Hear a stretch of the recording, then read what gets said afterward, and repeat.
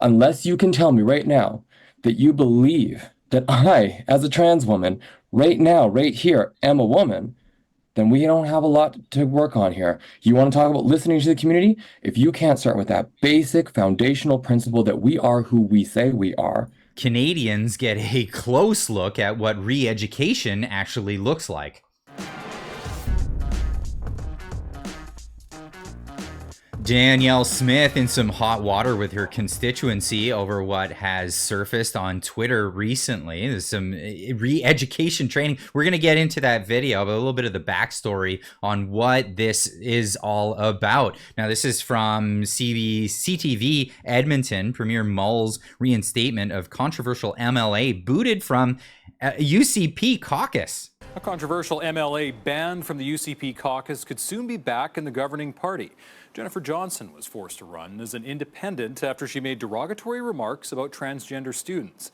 The party's president says he would welcome her back with open arms, a move trans advocates call disheartening. Shilan Skulski reports.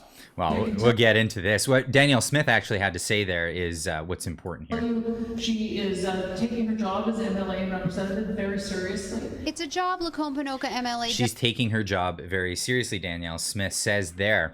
Now, in the days leading up to the vote on May 25th that year, this is back in 2022, Premier Danielle Smith said UCP's decision to keep Johnson off the caucus was final after first saying that she could be given a second chance. Recently, however, Smith mused during a UPC town hall in Red Deer that Johnson could soon rejoin the UCP.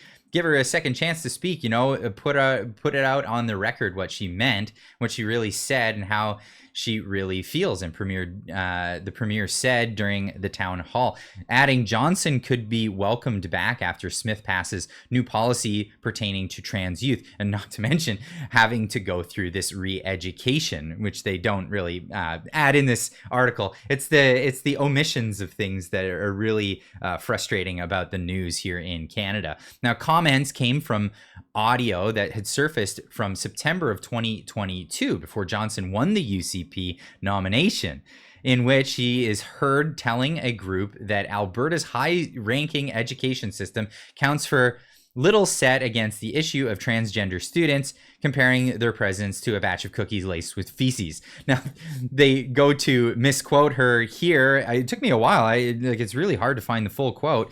The better part of this quote comes from Global News, from an article from previous times, saying Johnson can be heard saying that Alberta high test scores don't matter because some students are transgender.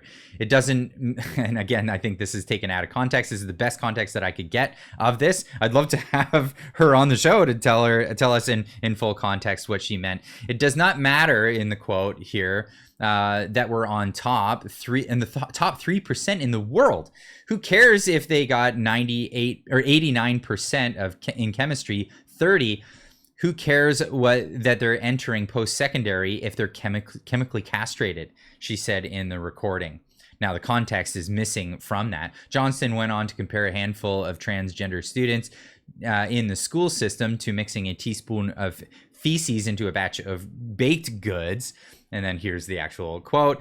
Enjoy, I only put a teaspoon of poop in them, but it doesn't matter because it's only a teaspoon while in the whole batch, she's heard saying. Now, this is an analogy to, a couple of bad apples. It's the same analogy. A couple of bad apples will spoil the whole bunch. We've heard that analogy. This is just a more colorful analogy of it.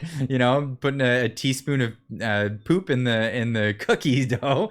There's still poop cookies at the end of the day, and that's the thing. Same idea. We can be the top 3%, but that's a little bit of poop is what wrecks it. Now, people pontificating about the quote and nobody getting the full quote. Now, people in the region voted for her nonetheless, which is crazy. It would probably say that all of these quotes are taken out of context, but this is the political game, and this is where Danielle Smith is taking a lot of the flack. She's kowtowing to the political game.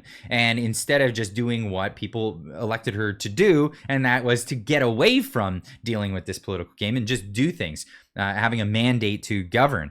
Now, Marco van Hugenboys on Twitter saying the training and consultation that Danielle Smith is forcing independent MLA Jennifer Johnson to attend bears for an uncanny similarity to the political re-education of Jordan Peterson is being forced to do by the College of Psychologists of Ontario. Smith champions Jordan Peterson at every opportunity, but handles her own affairs the same way as the organizations that have hounded the doctor. As a member of the UCP, I'm outraged and disgusted. Any conservative that agrees the dude MLA Johnson is engaging with is a woman is pandering to the left. This will not bode well for Smith. The social conservative branch of the party will not tolerate this. And this is the clip that's been going around of the re-education training and just how staunch and how politically motivated all of this really is. I'll share the clip here. I'm going to throw it over to Victoria now, and she'll just touch on a little bit more about that. Hi, Jennifer. I really want to thank you for meeting with us today and taking the time to try to signal that this is more of a priority for you. Absolutely. Delighted to meet with you all. Yeah, thanks for having us. Before I would ever say, though, that this was a productive meeting and be counted to the list of contacts that you've reached out to in the queer community, I have to know a few things of where you sit. Will you state on the record right now that trans women are women? I've never been asked that before. Will you say that on the record right now? No, I want to have some time to think on that. Okay, well, that's me. Have a great day. And I will be speaking out against this meeting because you are clearly not ready to have this. So I'm not going to be added to the list of meetings that you are going to have with people where you say, well, I met this person and this person, because no. You can't say I've had these consultations and use that as justification for you to work your way back into caucus, which is why we know you're really here. This only happens. This meeting is only happening because you're on Twitter, in the Twitter sphere, and people are debating whether or not you're going to be led back into caucus, and Premier Smith is debating that. And so you need to do some PR work. And I'm not going to be your Band-Aid. I'm not going to be your pink washing unless you can tell me right now that you believe that I, as a trans woman, right now, right here, am a woman, then we don't have a lot to work on here. You want to talk about listening to the community? If you can't start with that basic foundational principle that we are who we say we are in our bones, then I don't think we're on the same page for working forward. So I'll give you one last chance. Are trans women women? Will you say that on the record right now? Victoria, we can disagree on things. And Not on that. Not on my identity. No. Not on and that. I can still care about you, even if we disagree. Wonderful. But I will be speaking out against this meeting 100% if you can't say that right now, because I'm not going to have you add my name to the list of meetings that you've had to show that you're, quote, doing the work, because you're not doing the work. The work is the inner work. You're learning the outer work. You're learning what you're allowed to say in public and what you're not, so you don't get in this situation again, because you got caught saying what you really thought. And you did think that. But you haven't shown that you've changed. Because if you can't respect us, then how can I work with you? If you don't believe that I am a woman sitting right here, right now, how on earth are you saying that you're working with me? What work have you done then if you can't start with, yes, Victoria, you are a woman? Can we disagree and still respect each other? No, goodbye. That is, holy cow, where do you even start with that? I mean, not being allowed to disagree with people. You have to, again, with the outer work is saying things publicly, and the inner work is changing how her thought process goes. There's no, this is thought crime. They're actually discussing thought crime in this. Now, a little context of who the other individual is. The other individual here, pointed out by Navy Brat on Twitter, as a woman, I will not support Danielle Smith.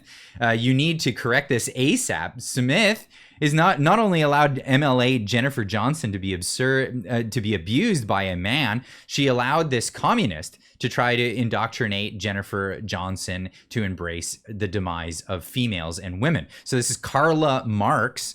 Yeah, sound familiar? Yeah, exactly. This is the woman in the video, and this is what she's been subjected to. Now, other people are up in arms about this. Marco again on Twitter pointing this out. Premier Danielle Smith needs to immediately bring MLA Jennifer Johnson to the UCP caucus. 15 plus UCP CAs, and this is showing this letter from the Red Deer South Constituency Association. So 15 plus constituency associations of sitting MLAs have supported the letter to put forward by Red Deer South. Earlier today, I had considerations with 5 other CA presidents and another 10 conversations pending and bringing forward a motion to support Jennifer Johnson. The conditions JJ has been subjected to by Part and PO are unacceptable. If there are those who want to continue this spectacle, to be warned, there are hundreds, if not thousands, of involved members who will throw down regarding this. Throw down regarding this is and the double standard. What do you say? I'm not sure. Free Alberta Rob is being targeted in this one as well. Now, Janice Irwin, who apparently identifies as my buddy. I'm not sure.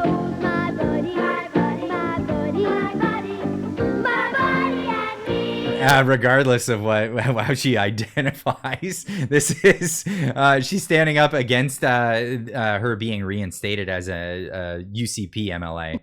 Hi friends, just jumping on here really quickly because so many of you have asked me, what does it mean when Danielle Smith says she's going to be introducing so-called parental rights policy this week?